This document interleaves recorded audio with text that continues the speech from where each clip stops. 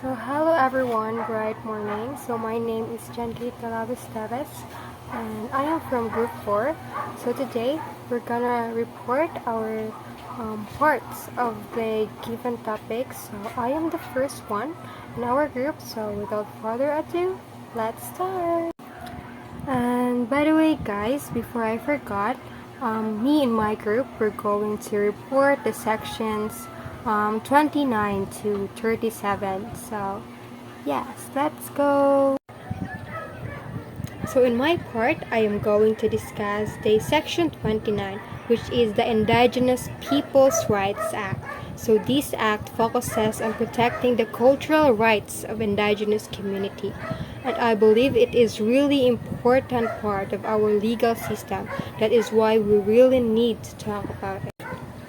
So before I discuss deeper about the section 29, I just wanted to read the description of the section 29. So section 29, protection of the indigenous culture, traditions, and institutions. The state shall respect, recognize, and protect the right of ICCs and IPs to preserve and protect their culture, traditions, and institutions.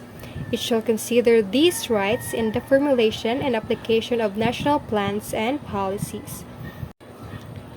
So the main idea of Section 29 is simple but powerful. It suggests that the government has a responsibility to respect, recognize, and protect the cultures of indigenous people. This isn't just about tolerating their traditions. It's about actively safeguarding them, the indigenous people. As I've said earlier, there is a word respect. So let me break down those words for you guys to understand it. So I am reading here in my laptop sa terms used. So respect. This means treating indigenous cultures with dignity and understanding. For example, it means acknowledging the importance of their traditional ceremonies and not disrupting them. That is one way of showing respect to indigenous people. So the second one is recognize. This means officially acknowledging the existence and validity of indigenous cultures and their rights. This means including indigenous perspective in government decision. We need to recognize them, the not just indigenous people, but including their indigenous perspectives in government decisions. The third one is protect. So protect. This involves taking action to safeguard indigenous cultures from threats. So this could include protecting sacred sites, supporting the use of indigenous languages, or ensuring that development projects don't harm indigenous communities. So that three, respect, recognize, and protect. That is the section 29. It is all about the respect, recognize, and protect the indigenous people and their rights. So the section 29 isn't just about preserving the past. It is about ensuring the survival and flourishing of the indigenous cultures for future generations. Sa generation na maabot pa. So it's about recognizing the value of diversity and ensuring that the indigenous voices are heard and respected in our society. Understanding Section 29 is crucial for all of us because it highlights the importance of respecting and protecting the rich cultural heritage of indigenous peoples in our country, in the Philippines.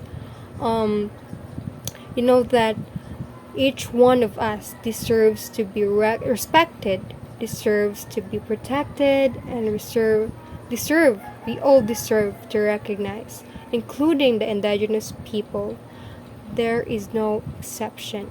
So before I officially end my part of this reporting, I just want to add something or to make a conclusion that the Section 29 is about protecting the ways of indigenous peoples, as what I've said earlier, like 100 times. Yeah, it's about protecting the indigenous peoples. Yeah, including their cultures, traditions, and all those stuff. It says that the government must respect, understand, and help keep their cultures, traditions, and way of doing things safe. This means making sure that when the government plans things, it thinks how those plans will affect indigenous communities and their cultures, and works to make sure those cultures aren't harmed. So, when making decisions, we really need to think critically if those plans or decisions could affect indigenous communities. So, yeah, as what it says here that and works to make sure that cultures aren't harmed. It's about making sure everyone has a chance to keep their own special traditions alive. It is very important for the indigenous peoples to keep their traditions, their culture, and the government um, has a chance to help those people or communities to keep their traditions alive. So I guess that would be all in my part, and I hope that maybe you've learned something. That would be the end of my part. So I hope that you would also watch the parts. No, I hope that you would also watch the next video that will be presented sa akong groupmates. So yeah, I hope that when you watch all the videos of our group, you would somehow learn something. Thank you so much. Bye bye. Good day everyone, I am Roxanne Tormentor and I am going to discuss the Section 30, which is the educational system.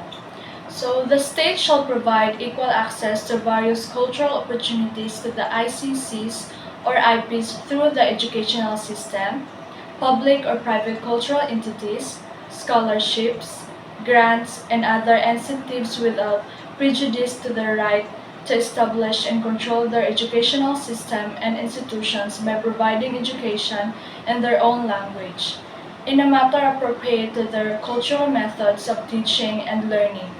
Indigenous children or youth shall have the right to all levels and forms of educational of the state. So, the Section 30, which is the educational system, ay nagsasabi na dapat bigyan natin ng pantay na pagkakataon ng mga katutubong IP na makakuha ng iba't ibang kulturang oportunidad sa pamamagitan ng edukasyonal na sistema, pampubliko o pribadong kulturang mga entidad, mga scholarship, grant at iba pang insenso. Ito ay dapat gawin ng hindi naapektuhan ang karapatan ng mga katutubo or IP na bumuo at kontrolin ng kanilang sariling sistema at institusyong edukasyon at magbigay ng edukasyon sa kanilang sariling wika. Sa paraan na angkop sa kanilang pangkulturang paraan ng pagtuturo at pagkatuto. Ang mga katutubo or IP na bata at kabataan ay dapat mabigyan ng karapatan sa lahat ng antas at uri edukasyon na ibinibigay ng Estado. So, ang layunin ng pulisiya na ito ay upang matiyak na ang mga karapatan sa kultura at edukasyon ng mga katutubong tao ay protektado, suportado ng Estado.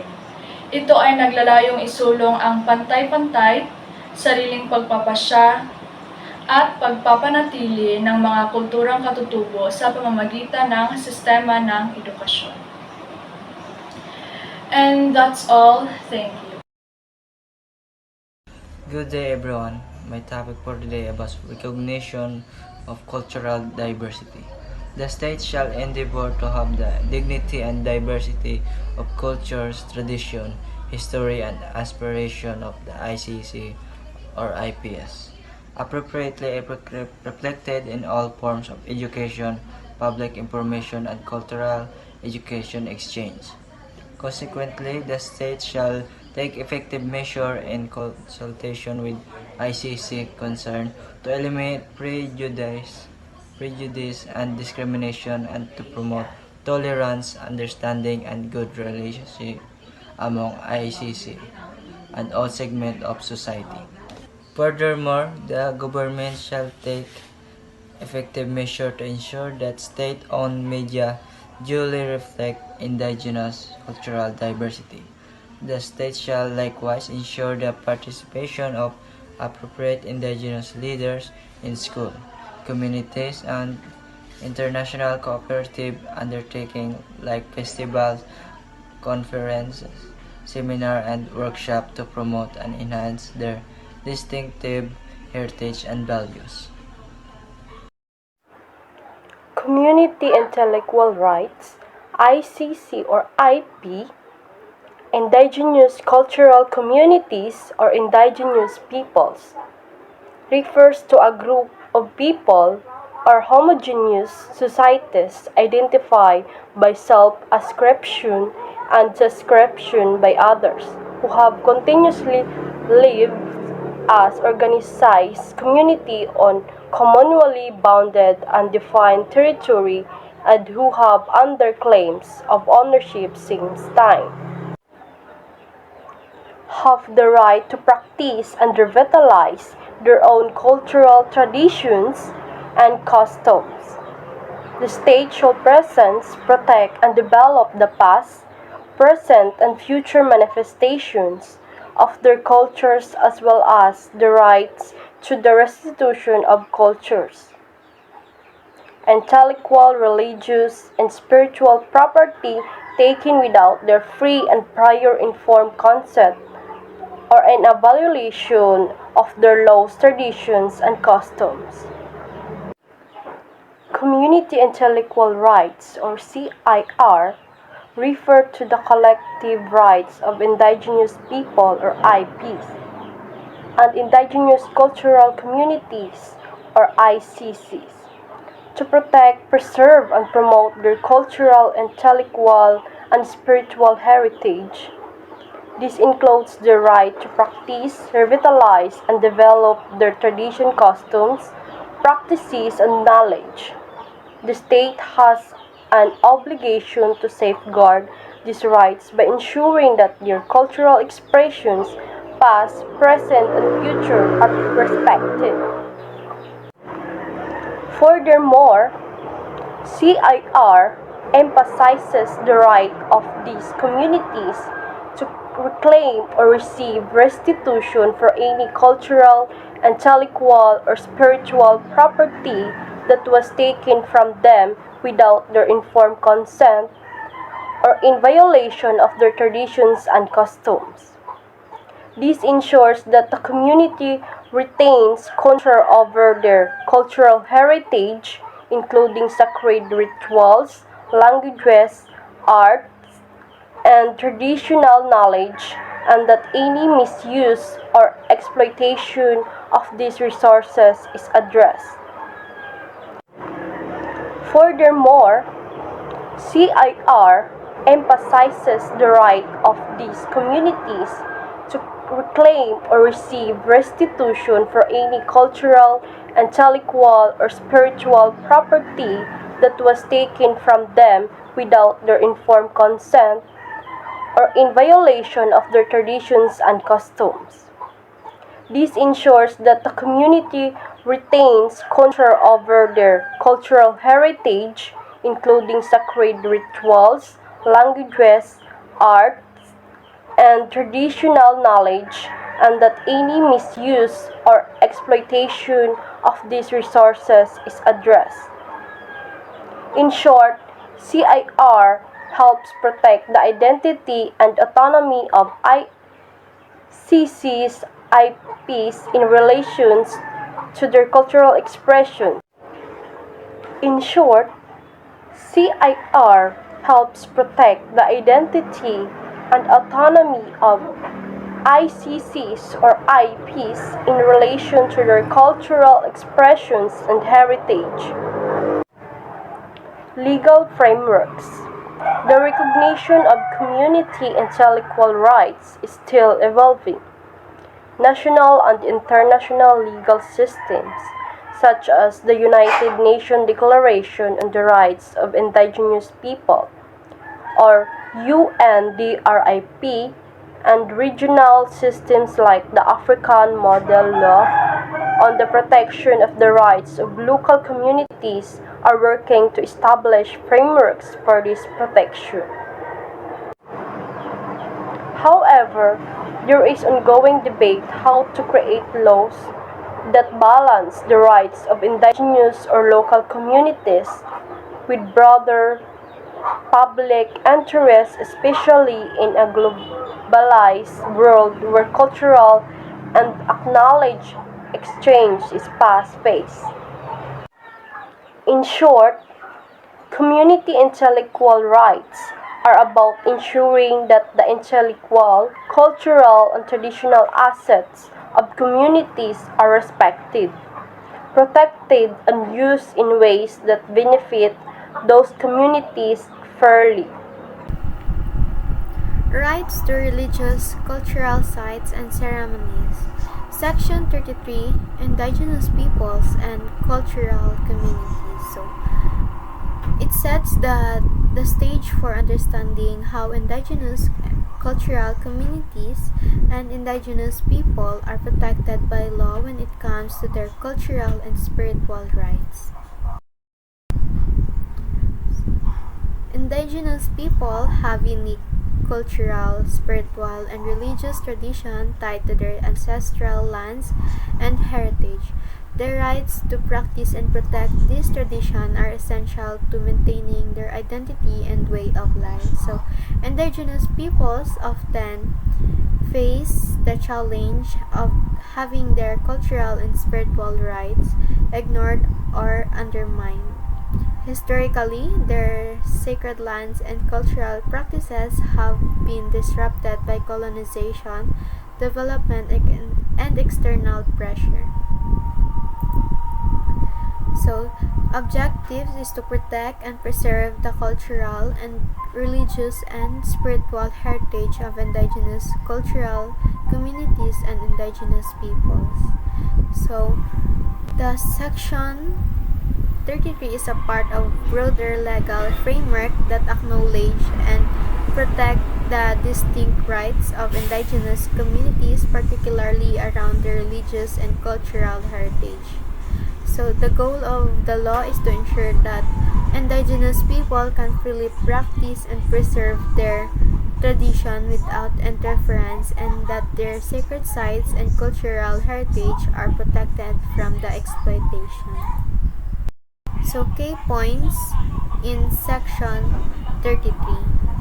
Right to manifest, practice, develop, and teach traditions. Indigenous peoples can practice and pass on their spiritual and religious tradition, customs, and ceremonies.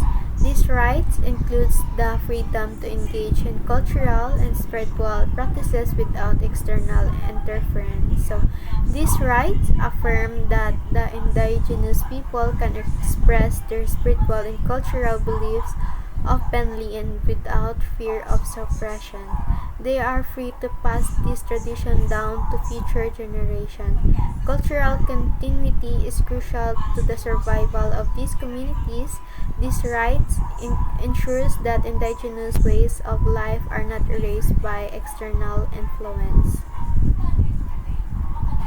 Number 2, right to maintain, protect, and access religious and cultural sites. Indigenous people have the right to protect sacred spaces, burial sites, and other culturally significant areas. They can also access these sites to preserve their tradition. So, sacred sites such as burial grounds or sacred mountains hold profound significance. These areas are not only historically important but also essential to indigenous people's spiritually and cultural practices. The right to access and protect these sites allow indigenous communities to maintain their ancestral connection to the land and continue practices that are deeply intertwined with the environment. Number 3. Right to control ceremonial objects. Indigenous people can use, protect, and control ceremonial objects integral to their cultural practices. So, ceremonial objects, whether the sacred items, clothing, or ritual tools, are essential to the practices of religious ceremonies. Indigenous people retain full ownership and control over these items, preventing their exploitation or misuse by the outsiders. The law ensures that the indigenous people can use these items for their ceremonies and rituals without any external interference. So, last, right to repatriation of human remains. Indigenous communities have the right to through the return of human remains and cultural objects taken from their ancestral lands. So, over the years, many indigenous human remains and cultural artifacts were removed from their communities, often without any consent. This provision ensures that these remains and objects can be returned to their rightful communities. Repatriation is not just about returning physical objects but also about restoring the dignity and cultural integrity of indigenous people, acknowledging historical wrongs. So, state responsibilities. State rule. The government is tasked with working together with the ICCS and IPS to ensure the protection of sacred sites and cultural heritage. So, the government has an obligation to work with the indigenous communities to implement with these rights. It must ensure that sacred sites are protected and cultural heritage is preserved. Effective measure. The state must adopt law and policies that ensures these rights are respected and enforced. So, this highlights the need for collaboration between the government and indigenous groups. The government must engage in meaningful consultation and take effective measures to prevent the desecration of sacred lands. So, this provision emphasizes the shared responsibility of the both states and indigenous communities in the preservation of cultural heritage. So, why this right matter? Number 1. Preservation of cultural identity. This right help preserve the cultural identity of ICCS and IPS by safeguarding their traditions, sacred place, and mga objects. So, indigenous people's spiritual and religious practices are deeply tied to their sense of identity. Preserving sacred sites and practices ensures that this community can maintain their cultural distinctiveness. Cultural erasure through the destruction of sacred sites or the suppression of tradition has led to the loss of language, practices, and knowledge for many indigenous communities. This law works to prevent such mga losses. Number 2. Respect for sacred spaces. Sacred sites such as burial grounds and religious locations hold deep spiritual and cultural significance. Protecting these spaces ensures the continuation of traditional practices. Sacred sites are not just geographical location, they are places of spiritual significance. Protecting these areas allows indigenous people to continue their traditional practices and maintain their relationship with the land. Ensuring access to sacred sites also allows communities to honor their ancestors and conduct ceremonies that are integral to their way of life. Last, combating cultural exploitation. The law aims to prevent the exploitation or destruction of cultural heritage which has historically have been threatened by mining, tourism, and other external factors or forces. Many indigenous sites and artifacts has been exploited by external entities such as mga museum collectors or industry. This provision works that to halt such exploitation, ensuring the indigenous people retain ownership and control over their cultural resources. Challenges in implementing Section 33. First is conflict with development projects. So, industrial and commercial activities, example, mga mining and mga construction, are often conflict with the protection of the indigenous sacred sites. So there may be conflicts between economic development, mga mining, construction, or mga tourist spots, mga tourism, and the protection of sacred indigenous sites. This is a common issue in the Philippines, where indigenous lands are rich in natural resources. Section 33 could clash with the interest of companies or industry that want to access these lands, leading to legal battles or tension between economic development and cultural preservation. Second is the enforcing free, prior, and informed consent or ethic. Securing genuine consent from the communities can be challenging when faced with the outside pressure or lack of resources.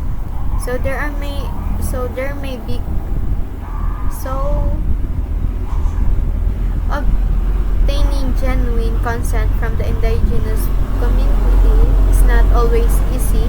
External pressure, lack of resources, or mga inadequate legal frameworks nga maka-undermine sa FPIC process. It's crucial that FPIC is meaningfully obtained and not coerced or influenced by the outside forces. Ensuring that indigenous communities fully understand their rights and have the capacity to make decisions is a challenge for them. So, last, lack of awareness or support. Indigenous people may face challenges in asserting their rights if there is a limited knowledge or support from government or legal institutions. So, in some regions, indigenous people may not have been legal or political tools to assert their rights effectively. Government support may also be lacking in some areas, making it harder for indigenous communities to protect their sacred sites or control their cultural artifacts. So, for international recognition, the United Nations Declaration of the Rights of Indigenous Peoples, or UNDRIP, also recognize similar rights, providing global support for protecting cultural heritage and sacred sites. So, Section 33 aligns with broader international agreements such as the United Nations Declaration of the Rights of Indigenous Peoples, which also supports the right to cultural preservation and protection of sacred sites. Second, importance of global solidarity. Global attention and support are crucial for the effective protection of indigenous rights in the face of challenges from development pressure. So, global solidarity is international attention and support are essential for ensuring the effective implementation of these rights. The global community can help raise awareness and advocate for the protection of indigenous rights. So, summary. Section 33 provides vital legal religious rights for ICCS and IPS. The state is responsible for ensuring that these rights are respected and enforced. The law prohibits unauthorized activities, sacred sites, and the destruction of cultural artifacts, ensuring that ICCS and IPS can maintain identity. So, Section 33 guarantees essential rights for indigenous people, protecting their sacred sites, cultural practices, and ceremonial objects. It ensures states' accountability for protection of these rights. So, protecting indigenous and cultural heritage is not only about preserving the past but also about ensuring the future survival of indigenous people and their tradition.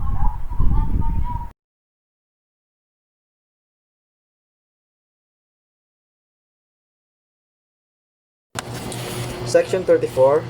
Right to indigenous knowledge, systems and practices and to develop own sciences and technologies. The indigenous cultural communities or indigenous peoples are entitled to the recognition of the full ownership and control and protection of their cultural and intellectual rights. They shall have the right to special measures to control, develop and protect their sciences, technologies, and cultural manifestations, including human and other genetic resources, seeds, including derivatives of these resources, traditional medicines, health practices, vital medicinal plants, animals, and minerals, indigenous knowledge systems and practices, knowledge of the properties of the fauna and the flora, oral traditions, literature design, and visual performing arts. In a brief explanation, Section 34, right to indigenous knowledge systems and practices and to develop own sciences and technologies, which recognize the full ownership and control and protection of cultural and intellectual rights of the IPs and ICCS. That will be all. Thank you. Section 35.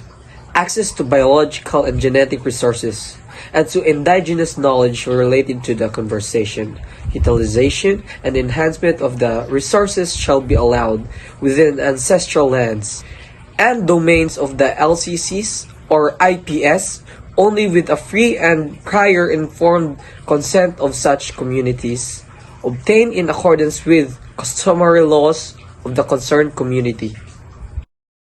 Good morning, everyone. I am Jolene Kilio Zamora, first year BSTM student, and today we're going to discuss the SEC 36, Sustainable Agro-Technological Development. The state shall recognize the right of ICCS or IPS to a sustainable agro-technological development and shall formulate and implement programs of action for its effective implementation. The state shall likewise promote the big genetic and resource management system among the ICCS or IPS, and shall encourage cooperative among government organizations to ensure the successful sustainable development of ICCS or IPS. So in this topic, it's stated that we should recognize the right of ICCS or IPS in order for us to develop and formulate also the implement program of the action and its effective implementation. So according to Sustainable Agro-Technological Development, that stated that every ICCS or IPS have the right to develop or formulate the program so that there will be an effective outcome of the implementation. So when we say implementation, there are also implementation strategies that will help to have the successful sustainable development of ICCS or IPS. So for example is they have the capacity of the building and training of that program, also the policy of the support and incentive. Also it can help for public or private partnership. So that's it. That's in sustainable agro-technological development. So we will be proceed to SEC 37, which is funds for archaeologists and historical sites. So the ICCS or IPS shall have the right to receive from the national government all funds specially allocated for the management and preservation of their archaeological and historical sites and artifacts with the financial and technical support of the national government agencies. So, funds and archaeological and historical sites must have the support of the government so that they can functionally proceed to their goal or to the sites where they will be, and also they have the right to receive from the government, especially for their needs and financially or the technical support of the archaeologists. So it's very important the help or the support of the government. So also in the funds of archaeological, they will reach the historical sites. That's why it's very vital that the support of the government is in there. Also, their preservation of the archaeological or the artifacts that they have been discovered. So it's very important that the support of the government will be there. So the archaeological must have the right to receive, especially for the needs and all over the things that they needed. And that's all. I hope you learned something from our lesson, and thank you so much for watching.